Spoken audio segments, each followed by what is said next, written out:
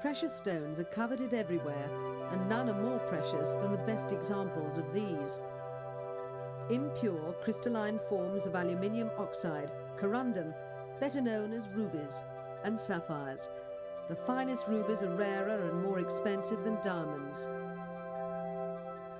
Traditionally, they've come from a fervently Buddhist country that's rich in natural resources, but is classed as one of the poorest and least developed nations in the world. Burma, for most of the past 4 decades, rigidly controlled by its military leaders who call it Myanmar, but now being opened, economically at least, to the outside world.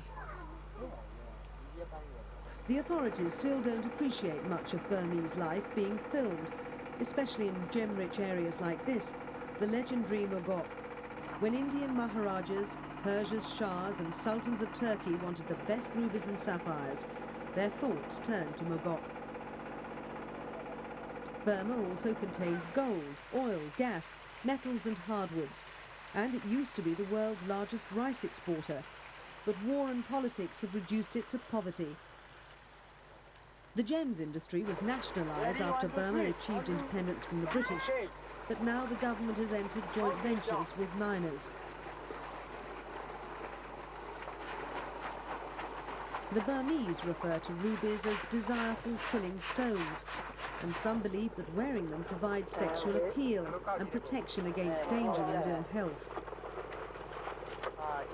But on a more practical level, they know what sells, especially to dealers, notably from Thailand, and to the increasing number of foreign tourists allowed into Burma. The problem from the government's viewpoint is that too many precious stones are sold on the black market, such as here in Mandalay. The best gems are not usually sold on street corners, but in theory at least, at government auctions. In practice, the authorities don't have the hold on the industry that they'd like. A top quality 20-carat ruby can fetch $1 million. The poorer quality precious stones are often turned into ornaments and jewellery in Burma itself. The foreign trade and hard currency that such products attract could soon become a lever in Burmese politics. While some countries and investors believe involvement in Burma will encourage democracy, others, like the United States, are likely to impose economic sanctions if the suppression of pro-democracy activists worsens. But with so many of Burma's precious stones already evading government control, the gems and jewellery industry itself is unlikely to be affected by any international action.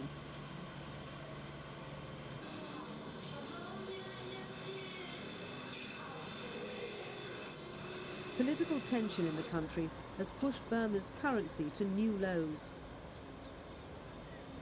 It's also reduced the nation's ability to exploit its natural resources and left the way open for outsiders to do so. Under the original nationalisation of the industry, the authorities established official shops where buyers could expect to get guaranteed quality stones. They could also learn the difference, if they didn't know it already, between natural and artificial, usually brighter gems. Synthetic rubies and sapphires have become vital components in many new technologies.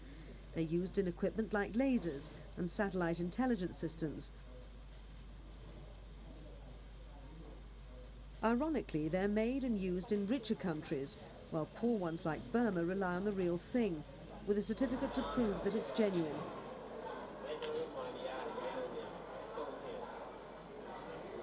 Burma's economy might open up if the military leadership introduced what the international community accepted as genuine democracy. But to many people, power, like much of the gem industry, is in the wrong hands.